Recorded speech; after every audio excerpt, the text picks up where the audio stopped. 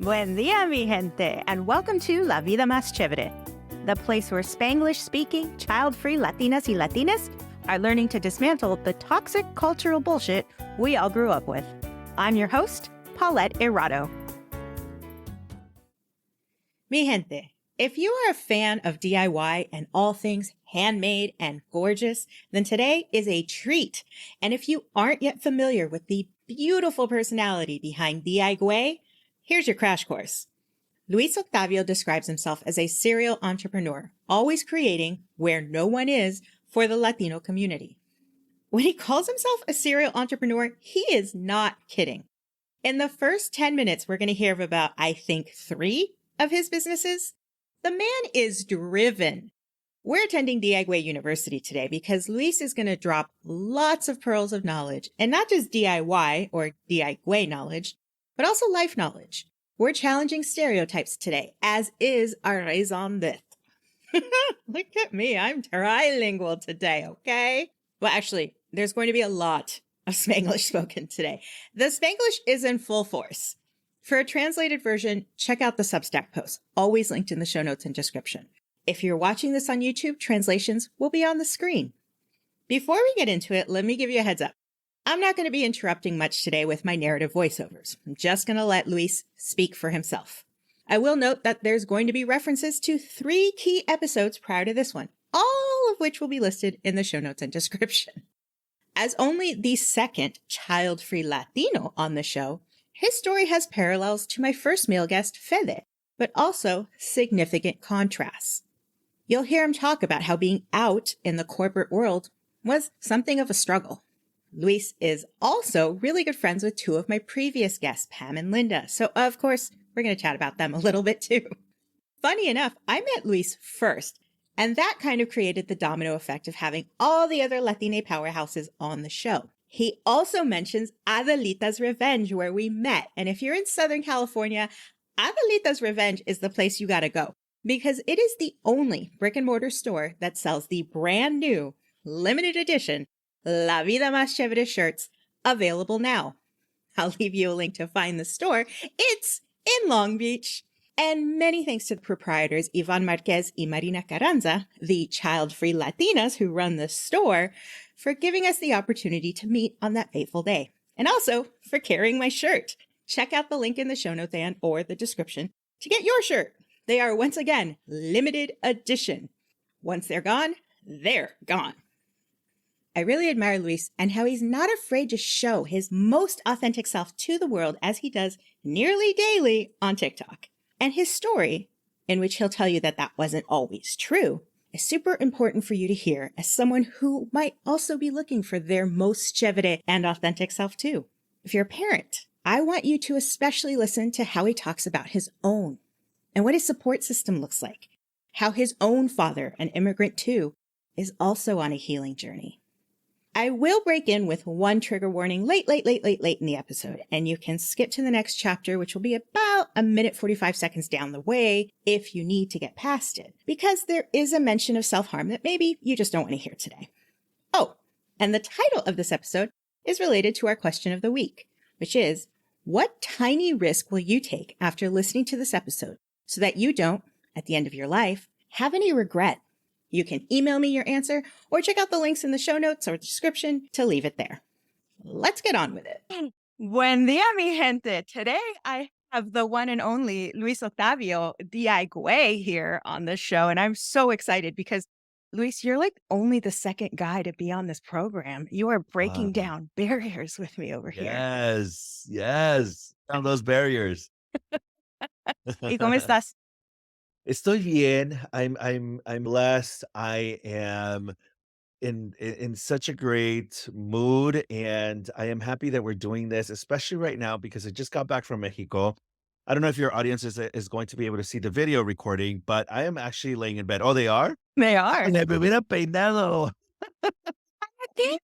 We're real on this show. You look beautiful. Gracias. As good as I gracias. always see you. Online, Gracias. in person. Because we haven't actually met in person, which I love. Yes.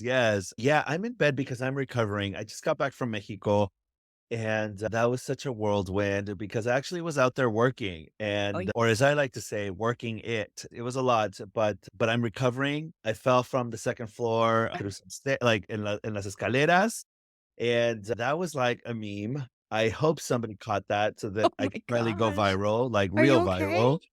Yeah, I'm fine. Okay. It was just one of those like freak accidents, but I'm all Yeah, bruised up yeah. from all the right side of my body. Oh no, pobrecito. So I've been recovering since I got back, but everything is great and I'm happy. As I mentioned, I'm blessed. Así que excited to be on your podcast.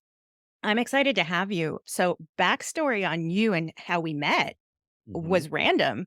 We were at a store locally here in Long Beach. You're also a Southern California guy.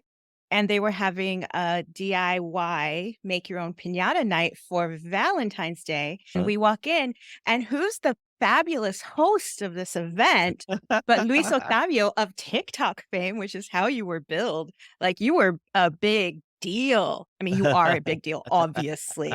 Anyway, so this man was teaching us all how to make piñatas. ¿Y qué pasó? 2 weeks later, you're on the Uh-huh. podcast Café con Pam. Yes. Pam was on my podcast immediately after that, and here we are. It's funny because Pam had mentioned you, and I was like, "Oh my god, that would be so great." Dice, "I'm gonna mention to Paulette, sí, que no sé qué." Yo, "Okay, chingón." And then, yes, the universe putting us together, right? In meeting at this Long Beach store, Adelita's Revenge in Long Beach during this DIY project that I was doing. And so, hey, it's meant to be. And I'm happy to be here. And I'm happy that you are doing this podcast because we need more people. We need more podcasters. We need more different points of views because every point of view is valid, or whether you agree with it or not, it's valid. 100%. And what you bring to this show today is just a pizzazz that most human beings are afraid to display, much less Latino men. Mhm. And I remember you telling us that night that during lockdown, you let that all go and you're like, I'm going to be me. And now you're living your vida más chévere, ¿no? Yes, absolutely. Definitely La Vida Más Chévere. It's been such a whirlwind and a lot of things have happened. Brief background on me. My background is in experiential marketing. And so I've always worked for corporate America. I've always done experiential events. And basically, what that means is whenever you go to a festival, carnival, any kind of event, and you see a brand, that is called experiential. And so my job was to create an experience for consumers, current and potential consumers, so that they would remember the brand. And I've done that for over 20 years now. I've done it for the Hispanic market. Always, always, always the Hispanic market because that's the market that I know, right? And then my last 5 years of working in corporate America, I actually worked for the quote unquote general market. And what they call general market are basically the gringos, the white folk. And when I was hired into that position, I said, "Hey, listen, I don't have any experience with the general market." And I remember this white lady telling me, "Listen, it's the exact same thing. Don't worry about it." And I was thinking in my head, they probably need somebody like ASAP, which is why they're like, this guy seems qualified. Let's just bring him in. Mhm. Because literally, I was the only brown person in that office in Irvine, California. Oh, wow. So I was just like, well, let's do it because I needed a job. And I was like, pues ni modo. And it's down the street from where I live. I live in Santana. This is in Irvine. Let's do it. And one of my biggest shocks was not what you needed to do for the quote unquote general market, but the fact that these big brands gave so much more money to the general market than they did to the Hispanic market, yet they expect so much more from the Hispanic market than they expect from the general market.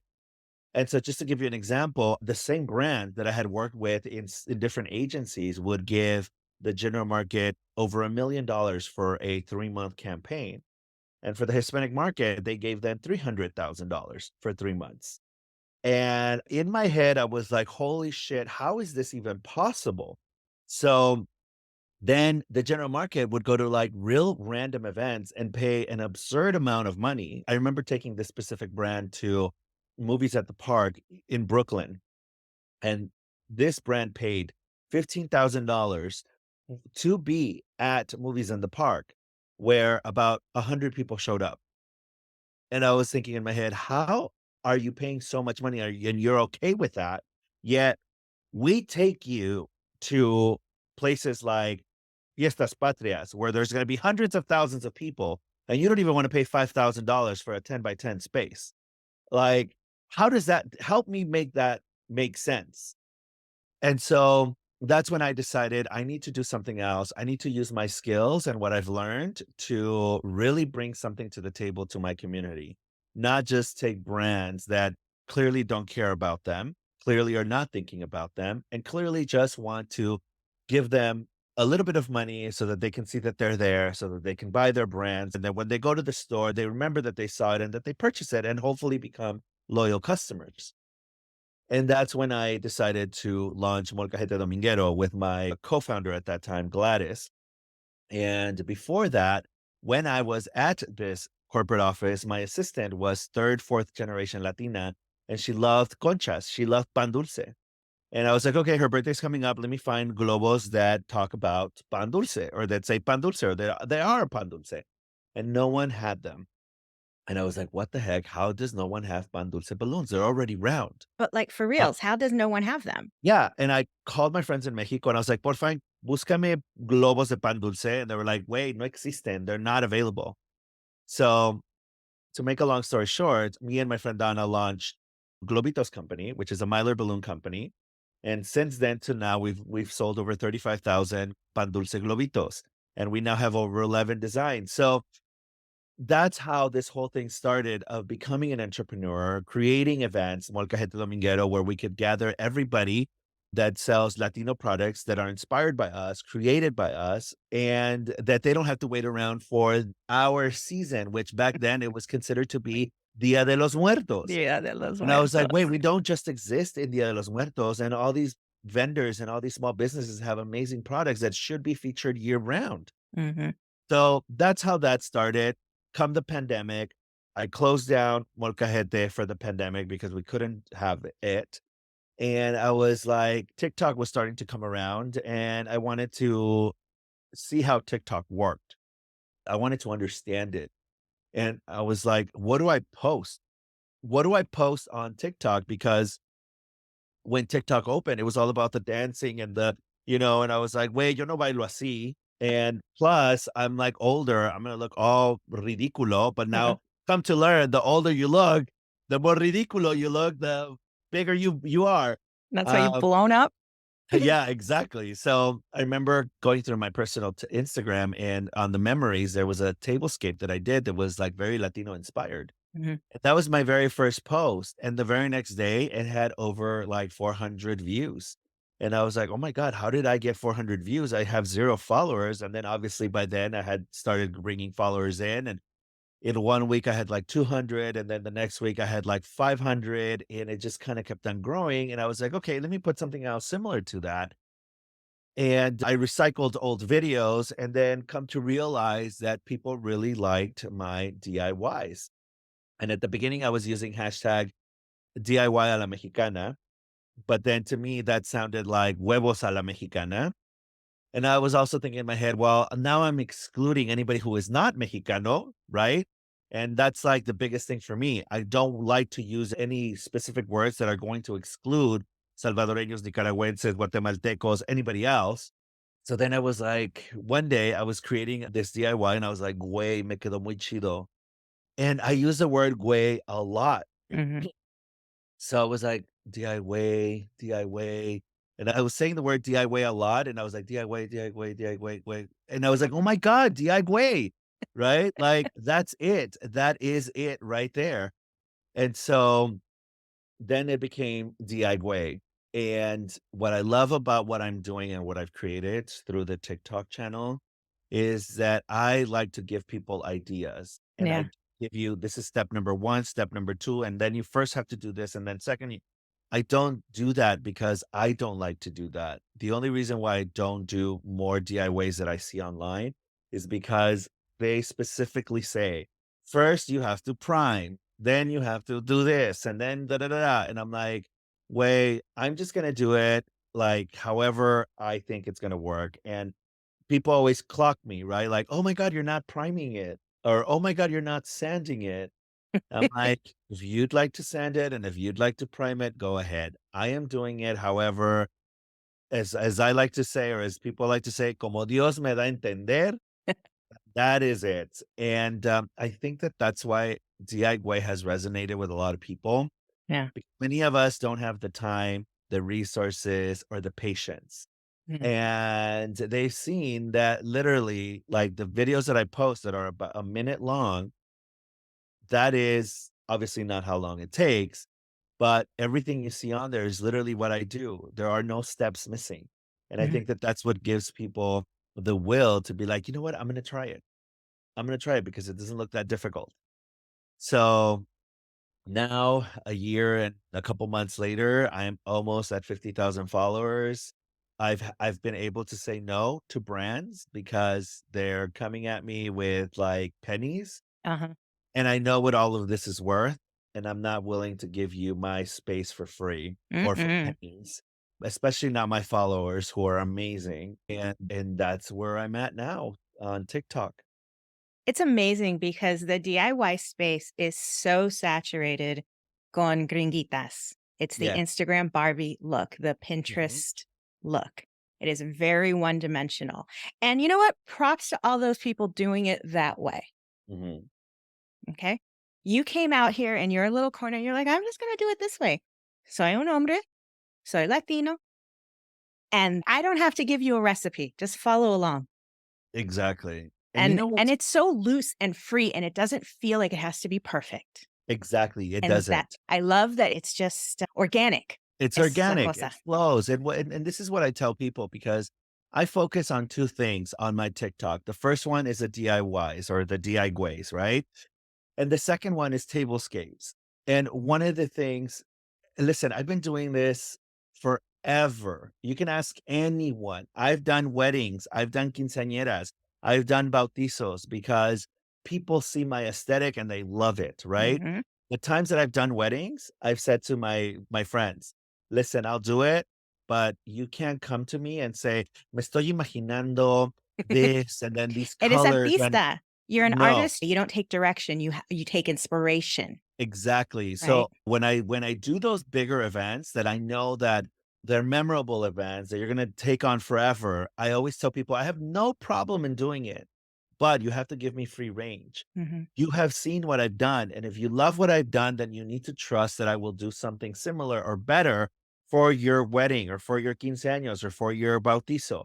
Mhm. And literally, I can count on 2 hands the number of times that I've done these kind of events because I don't do them often, and I only do them for, like, friends and family members, and every single time, they're just wowed by it, and I know that that sounds cocky as AF. We do not apologize for being proud of ourselves Ah, on bueno, this show. perfecto. Pero la verdad es que I am not a wedding planner, and I am not somebody who decorates because I cannot take what is in your mind and bring it to life. I can't do that. For that, you hire professionals to do that because that's what they get paid for. Me, you just have to trust that you've seen my aesthetic and that you love it and that it's going to be similar or better. And so back then, I would never post any of that on my Instagram because I wasn't out of the closet. I wasn't out of the closet until I was 28 years old. Mm. So I was in my head, I was thinking, if I post this, people are gonna be like, by default, of course he has to be gay, right? And I was working in corporate America, so it wasn't something that I was ready to be out and about. And so I think that what TikTok has done for me and my family is it's put one of my biggest talents on the forefront, and it's been beautiful to have other people see it and appreciate it, love it, want to recreate it. And so when as I was mentioning, I focus on 2 things, DIYs or DIYs, which is, more of like the traditional DIY, and my papiringo helps me with it, who has also become super popular, Mhm. and there is the tablescape part of it. And so the tablescape part of it, I focus on don't worry about trying to follow rules. Okay. The fork goes on this side and the dessert spoon Bread and and the the drink. coffee and the drink and like don't focus on that. I like to focus on put whatever it is you want on that table that makes you happy. If Mhm. it makes you happy, then that's all that matters. If the plates are mixed matching, that is fine. If you wanna serve chilaquiles in a bowl versus a flat plate, by all means, do it. And my biggest lesson with that is do not wait for that special occasion to set up your table. Do it every day, do it any day. Don't wait for that special occasion. Do it if it's just you, because that special occasion may never come. Every day And is a special occasion. exactly, exactly. But as I mentioned, I think people think that they need to wait for a special occasion. Yeah. And for us, and I like to post it on there all the time. We use our plates every time. We use our expensive plates for huevos con jamón. And we also use our expensive plates for sirloin steak Mhm. or for a tamal or for whatever the case may be.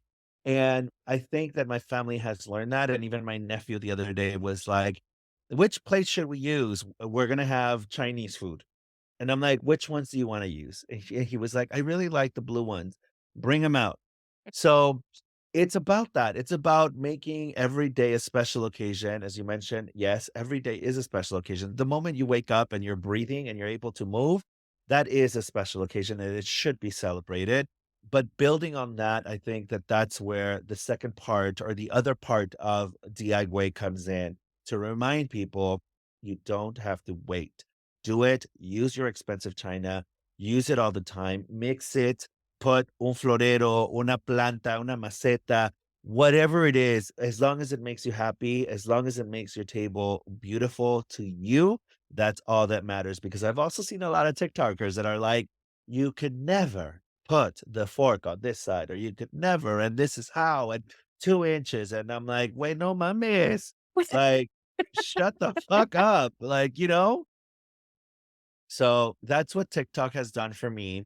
It's brought my father and I closer. I think he's healing some inner traumas that I absolutely love. I love seeing him. I just got back from Mexico and I just came back to a nearly almost finished painted house he's doing by himself. Wow. And I don't think that he would have had the courage to be able to do that before, but he's seeing that we're taking risks and that those risks are paying off and that these things look beautiful. And I think he is now really embracing the DIY.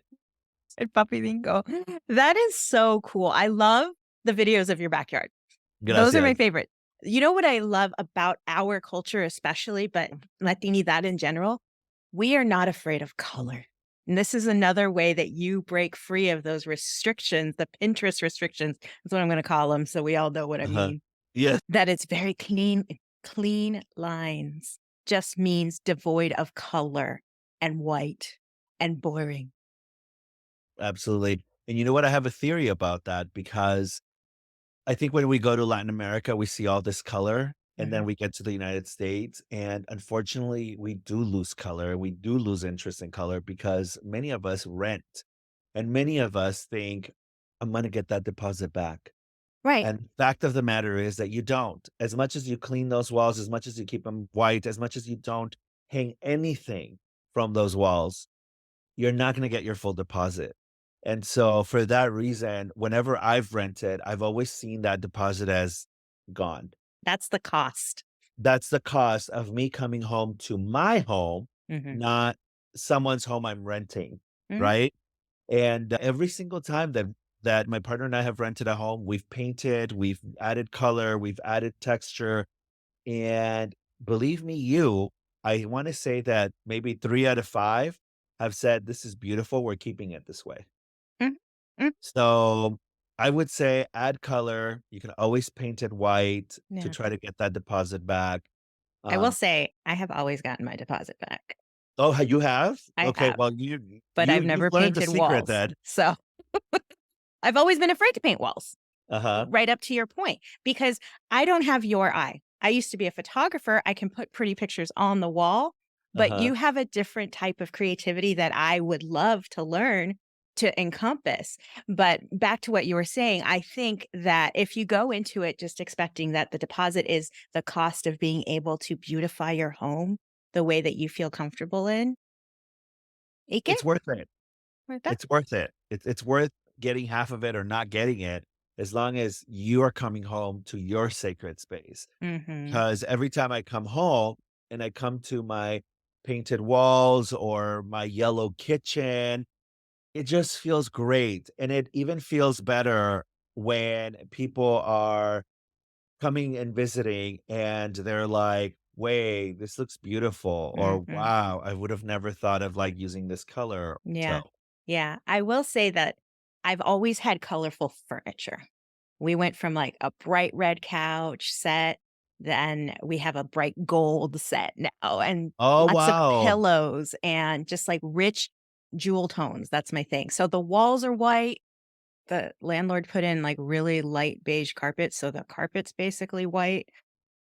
So so we just have to be very careful here, but we've Uh-huh, taken good care of it. And I add furniture in color. Like I finally broke out of the black IKEA furniture. I feel like it was a step up in my uh-huh. evolution as an adult. And so now I have like green side tables and a dusty blue sideboard. Oh, I'm really into gold glass. So like Nice, my frames are gold, my coffee table's gold and glass, my TV table's gold. And nice. they don't match. They're not the same color gold, all of them, because they were bought at different times. ¿Y qué? And that is beautiful. That is beautiful. That's another thing, like, don't make it mix and match. I hate walking into bedrooms where, like, the side tables, the bed, the everything is, like, Everything's the same, symmetrical. and Yeah. I'm like, oh, que pinche hueva." Like, give me something to look at, give me texture, give me dimension, but Yes. you mentioned about having the aesthetic. I think for me, the aesthetic is not caring about what it's gonna look like together. Like, as long as I love a piece, that's all that matters for me. If I love the piece, I wanna bring it in, and it doesn't matter that it matches anything else. Like, my side tables right now, like, look, that's a side table that I did a DIY about. Mhm. I bought that at, like, some, like, Target store. I painted it, and then here's my other side table that I brought the not lamp that I bought at the swap meet, right? So they're not matching, but it gives it texture, it gives Yeah. it dimension. So, Yeah. And anything can be made to match if the overall aesthetic is about the same, right? claro. Well, good. There's lesson number 1 from DIY. You need a DIY university. Ay, gracias. Yes, yes, the DIY University, claro. DIY university. So let's talk about what's happening next then. Like what's next in the evolution of DIY, of Luis Octavio, of Papi Lindo? I think for us, for me personally right now, is I'm trying to find a way to be able to constantly monetize DIY. Right now, I am living at home. I'm about to turn 41 years old. I'm living at home with my partner. Luckily, I am very blessed that my parents are amazing, that they do have the space to have me and my partner here. And, I think for many people saying that, right, is like, "Wey, qué pena." But I constantly say, "You have to do what you have to do to be able to survive." And so right now, I don't have a full-time job. I don't have a job that pays you a weekly check. And so right now, my partner is the only one that's spearheading all of the costs. He's the breadwinner. He's the one that goes out, works, and comes back home, and so I am very blessed in the sense that I have a partner that is willing to allow me to explore my creativity. And that's the reason why I'm able to explore it because my partner is allowing me to do that. Claro, obviously, we are not dining out. We are not going out on weekend vacations. We are not going out on vacations. We're not buying clothes every freaking month. And that is a sacrifice that him and I are both willing to make because we see that there might be a future in DIY. And I want to continue to grow my platform and I want to continue to get sponsorships. But the end result for me is two things. The first one is to have a line of products. So already I am selling things on my website. And I always tell people that everything that I sell on there are things that I would use or things that I've used in my DIYs and that I'm not just selling things to sell them. So recently, I just launched a stencil so that you could stencil your floor. And that whole thing started because the company that I bought my stencil that I did my patio from, I noticed that they just repost gringas. And I Mhm. was like, you know what? I know a lot of people got that stencil because of me, because they've tagged me and they've shown me. So I'm not going to tell you anymore and I'm going to create my own. And I did. I created my own. And so that literally just arrived a day or two before I left to Mexico. So I need to now start posting videos on how to stencil y todo eso to start moving that product. Mm. So that is the number one goal, to have a line of products. And I'm also talking to other people, other companies that have seen that when I've tagged them or whatever, that they've seen an increase in sales. So Mm. we're trying to see if we can do a collaboration where it's like, this is the DIY picks, right? So come get them, whatever, and then me get a percentage. And then the ultimate goal is to have a TV show, to have a DIY TV show, because there aren't a lot. No. There are some, but the one TV host who is from Mexico, who has a show on Discovery in Espanol. If you go to his Instagram, it's full of color. Like, if you think I use color, he was like, move over, bitch, because he is just color patterns, beautiful work. He does amazing work. But then I saw his show and I was like, oh my God, they literally cut his wings. They've literally cut his wings off. And even the colors of the show, they're bland. So it's literally a carbon copy of like a Mm. TLC gringo show, pero Yeah. en español. Mm. And I'm like, why would he allow himself to have these people Mm. cut his color and his aesthetic? Mm. He's literally now doing an IKEA showroom. In my head, I'm wondering, okay, maybe he got paid a lot, and maybe this is the way he like has to put his foot in the door, and then maybe this is how he's got to start. But my idea of the ultimate DIY show is the following, and I already have the premise, and I already have like how it's going to work, and it's basically we are going to pay people's deposits. We are going to pay people's deposits so that we can paint their walls, so that we can come in there and give character to their home. So ultimately, we would be working with people that are renting, pay them their deposit so they don't have to worry about getting it back. They're already getting it back, and they can come home to a space that they can call home, that they can feel comfortable in, and that they want to come home to. Mm. So that is the premise of the show. Obviously, within that premise, we would be doing DIYs and teaching people how to bring life to a piece of furniture, whether it be a lamp, a chair, a sofa, a dining table, etc. And I'm hopeful that that can come to reality. That's amazing. I'm super excited for that. Why don't you just start a YouTube channel? I do want to start a YouTube channel, but here's the thing, and this is my biggest obstacle. I need somebody to help me edit videos. Oh, yeah. I Yeah. need somebody that can help me do that. And so being able to edit on YouTube, like I have one video on YouTube. I do have a YouTube channel, Mm.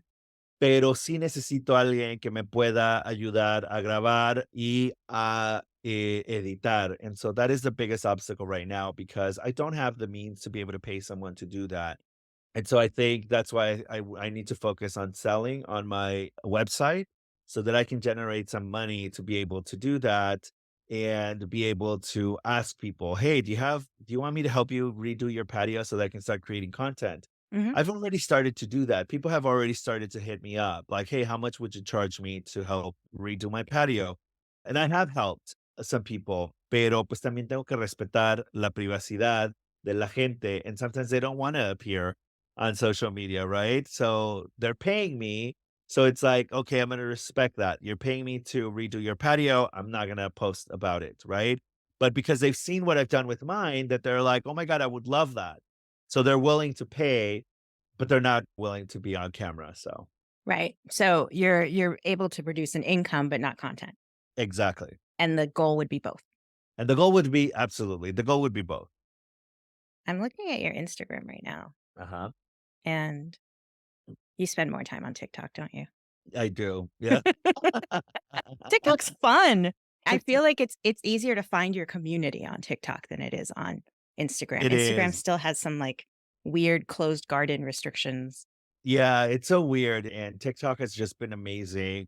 Just the other day, my sister and I went to a local store, and then I got a DM a couple hours later, and they're like, "Were you just at such and such store?" And I was like, "Oh my God, yes." And then they're like, "Oh, we saw you. We wanted to say hi, but we were like, oh my God, it's his day off, whatever. He's just like doing his thing." And I was like, "Oh my God, that is awesome. You should have said hi. Like that would have that would have boosted my ego so much. Right? But TikTok has been amazing, and it's definitely helped me build such an amazing community. Mhm. Well, and some of your community members have been on this show already, Pam. Yeah, Linda. exactly. Yes, yes, both of them are amazing. They're amazing women. They've made space for me to be able to have these conversations and people like yourself having these conversations and showing that podemos vivir la vida más chévere. And it doesn't have to exist within these corporate constructs. Yes, Um, absolutely. I think la vida es más chévere when you're true to yourself, when you do follow your dream, when you do follow your heart, and of course, those are roads. This reminds me of a poem by Robert Frost, "The Road Less Traveled," mhm, right? It's not easy and it's not for everyone. And if you're listening to this and you do work in corporate America, this is not an attack on you, clearly, because again, these are roads that are less traveled, that are difficult, and not mhm, everybody wants to go through that. And that is perfectly fine. That is perfectly fine. But what you do need to learn, I think, is that if you do choose to be in that corporate job, if you do choose to work at that customer service job, that you like it at least. You don't have to love it, but that at least you like it, because otherwise you're gonna be living a life of hell, and that is not a way to live. I have an aunt in Mexico who sells quesadillas, mm, and she sold quesadillas all her life, but she does it with such joy and she loves it, le va bien, and she knows every single one of her customers that approach her puesto. mhm. So you do what you have to do, but hopefully you are able to do it at least liking it. And that I think should be the goal. Yeah, to be happy with your life. Para que tengas una vida más chévere. Para que tenga vida más chévere. Exactly, exactly. And also, if you are stuck in a corporate framework and aren't able to derive the joy out of it, read Linda's book, Wealth Warrior, and it will help you start taking steps to generate wealth so you're not dependent on that 9 to 5 life Exactly. for the rest of yours. Right? Exactly. We'll bill Linda for that plug later. She's great. I'm so proud of her. And I'm Did you proud go of to her book you. signing? I was there. I didn't see you, but there Yeah, was how because there many were so hundreds many of people. people. There were a ton of people. Yeah, that book signing was I'm so glad I got to experience that. Just being in that room, it Con los felt like mariachis y todo yeah, eso.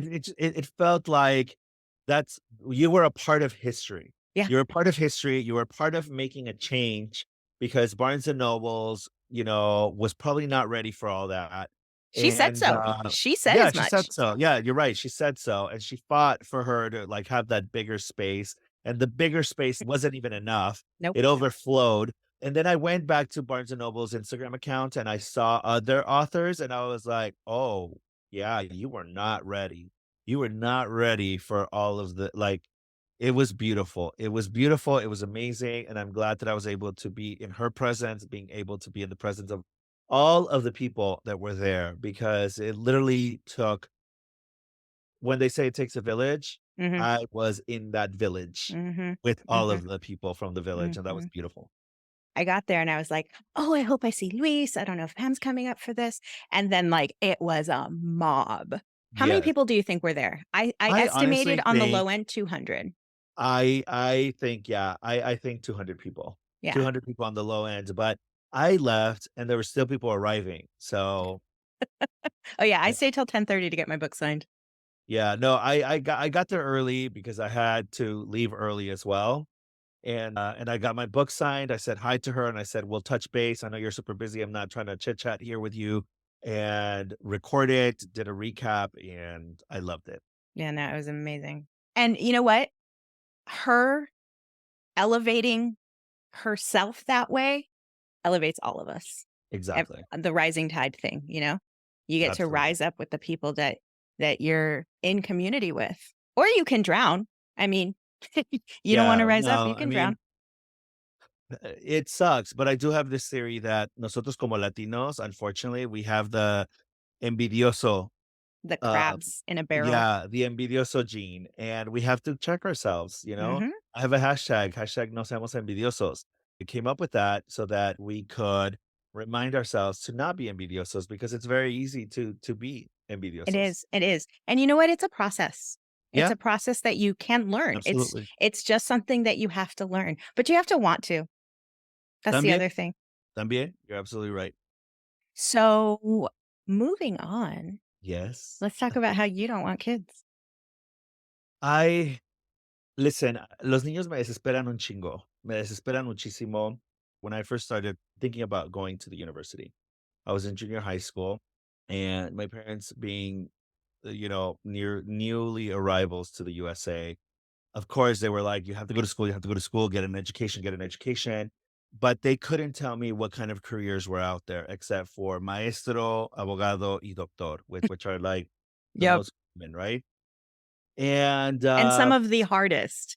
some of the hardest, you're absolutely right. So I was like, well, I don't really think I want to be a doctor. It doesn't really do anything for me.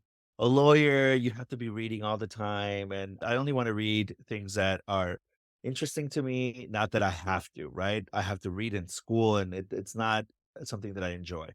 And so I thought maybe I wanna be a teacher. And when I was in high school, I started interning at, like, the local library to help teach kids. I started tutoring, and I learned that I had no patience for kids whatsoever, no patience. Like, I would get kids where I would be, like, trying to teach them math, like, grade level kids, right? And I would be like, so if you have 5 apples and 3 went away, how many are you left with?" And the kids would be like, "Well, where did they go?" Oh, man. And I was like, "Are you Yep, serious?" yep. Like, That inquisitive mind. pero You're trying to lead them down obviously this path. that those little kids are, like, super smart, right? Because they're Yeah. thinking outside of the picture, right? Like, Mhm. that's beautiful, but to me, I would come home so frustrated, and I think that that's when I realized that having kids, it's not something that I feel myself wanting. I think that if it happens, but it's not something that I want. I think more consciously, it's something that I definitely don't want to be a part of because I don't have the patience. Even my nephew now, like I can only stand him for so long. He's like 9 years old and he's in an age where he's like rebellious and he's too cool for school. And I'm just like, ugh. And I especially hate when kids speak in this like very chiquiado tone where they're like, Mhm. ugh. When my nephew started talking like that, I was like, no, bájale, no vas a hablar así, habla bien. So I think that there's so many things that bother me about kids, and I'm like, maybe I shouldn't have kids. Pero sí han llegado a mi vida niños that are what I think in my mind what kids should be, right? Mhm. That they speak proper, that they're like, oye, disculpa, te puedo molestar con ta, ta, ta, ta. And I They think have that, manners. yeah, and I think that that has to do with the parenting, right? Yeah. But obviously, that can't be easy either, right? To be able to teach your kid to, like, have manners, speak right, blah, blah, blah. But I have bumped into those kids. I have.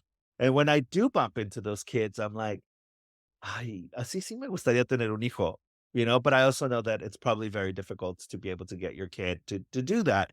So for that reason, I think that I don't. And my partner wants to have kids.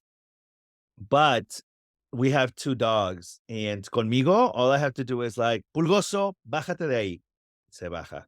And my partner will be yelling and screaming and shouting at the poor dog, and the poor dog will not listen to him. And so I'm like, "You see, this is why we're never gonna have kids, because I am not down to be the bad dad all the fucking time." Mhm. So, you can't even control the dogs. Like, I already see if we do have kids that they know that you're the one that they're gonna get away with, like, everything and anything, and I'm gonna be the bad dad, and I don't wanna do that. I don't wanna be that.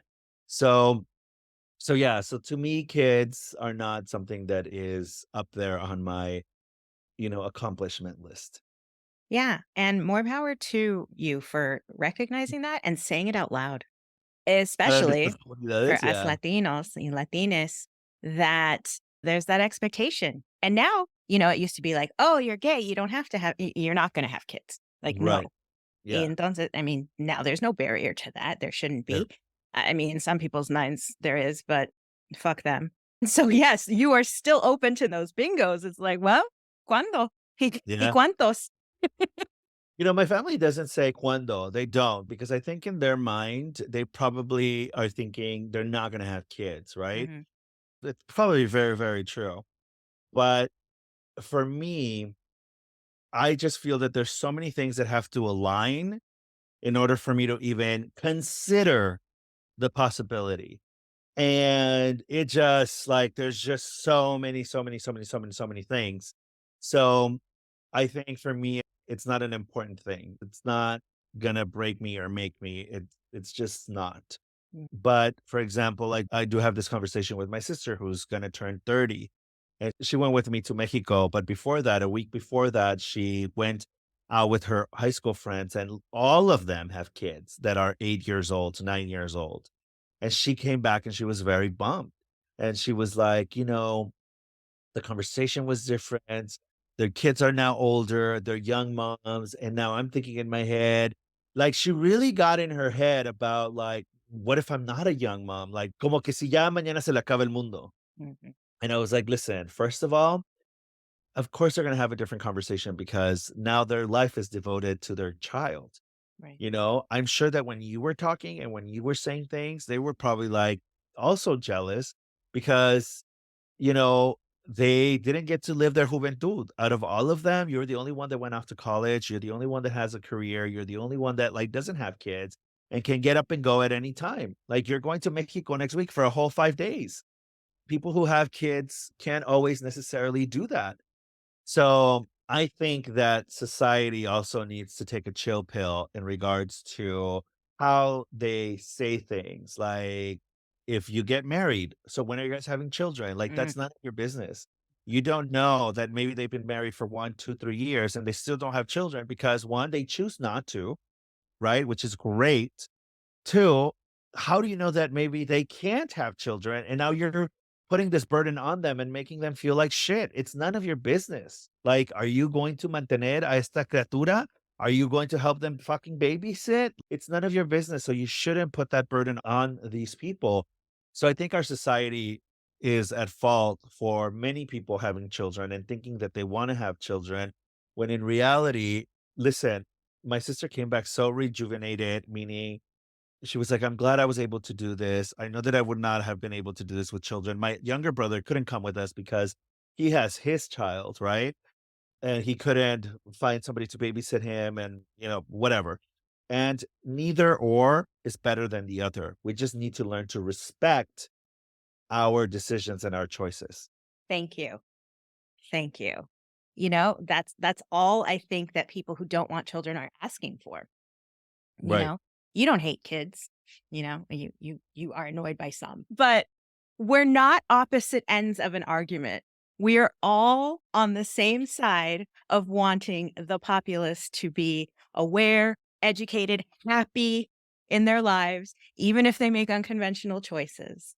And I think that if more people recognize that, hi, we're all on the same side, we're all on the same side, we're all on this planet together, there would be less tension around that. And Right. and your sister wouldn't have to be made to feel bad that she is 30 years old with a thriving career and a thriving life, but something's missing because she's not like her friends who made different choices. Correct. Hey, hey, here's that trigger warning I told you about. Self harm will be mentioned momentarily. And if that's not something you want in your ear holes right now, that's totally cool. Skip ahead about a minute, 45 seconds from right now. It's important to be aware of this because recently, last right before I left on vacation, a really good friend of mine confessed to me that they don't want to have children. And my reaction was, congratulations. I am happy for you. I am happy for you. I know that this decision wasn't easy because society teaches us otherwise, but I am so happy for you. I am so glad that you were able to say, I am making this decision of not having children.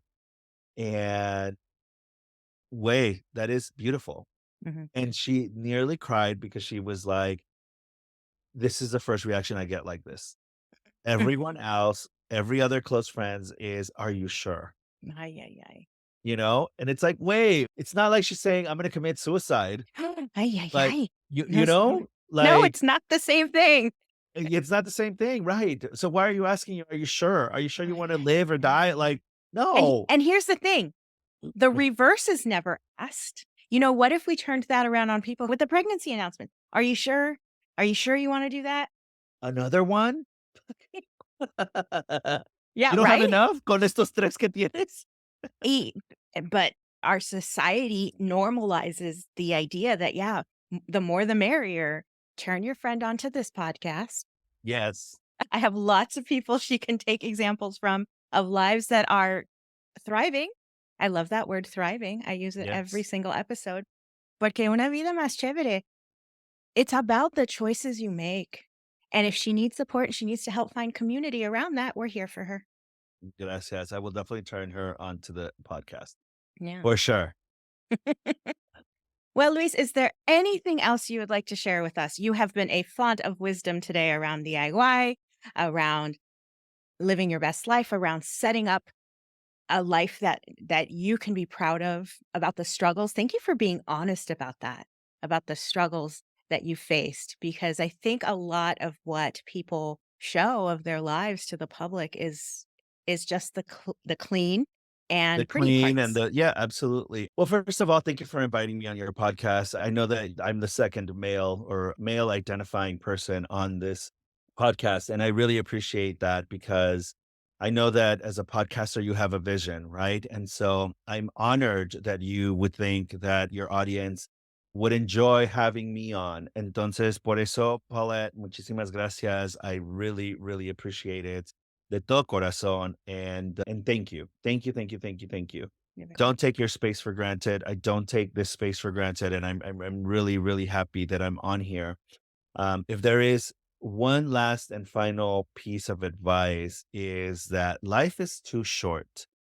Life is too short and do what pleases you. And the road to get there may not always be the easiest. It may take you a year, 2 years. For some people, it takes seconds to blow up and be what they want to be. But that doesn't mean that you can't get there.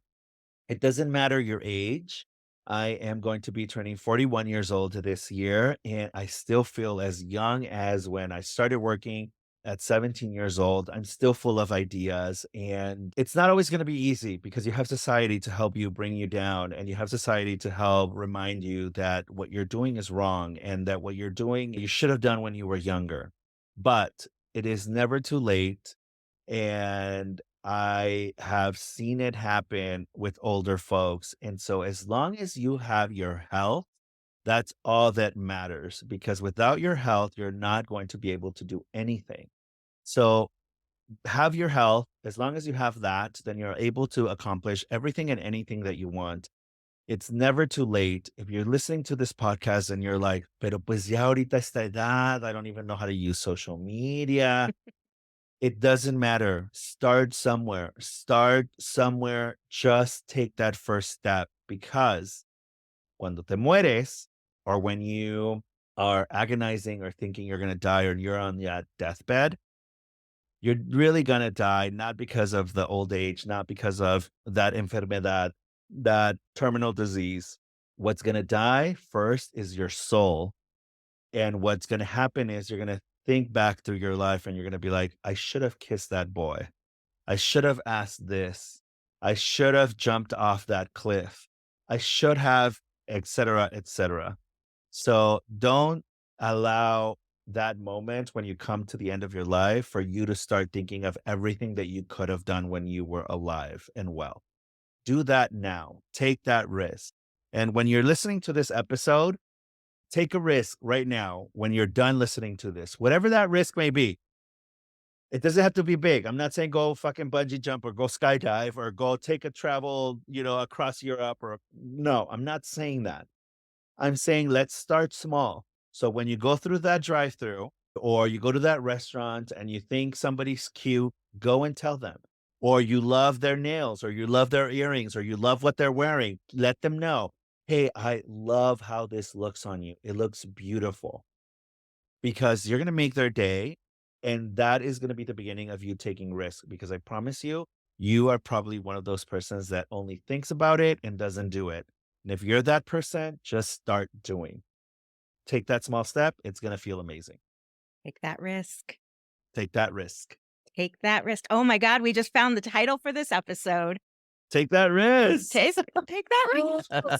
Oh my God, Luis, thank you so much for everything you just said. I'm looking forward to what you've got coming out and supporting your journey into having your own television show, not letting them clip your wings, letting you be as colorful and as beautiful as you are right now. Gracias. And only getting better at that. So, you know how we end the show? Yes, and I'm excited to say this. Thank you so much for having me, and that is a burrito. Muchísimas gracias for watching La Vida Más Chévere. Check out the audio-only version anywhere you listen to podcasts and join the community over on Substack.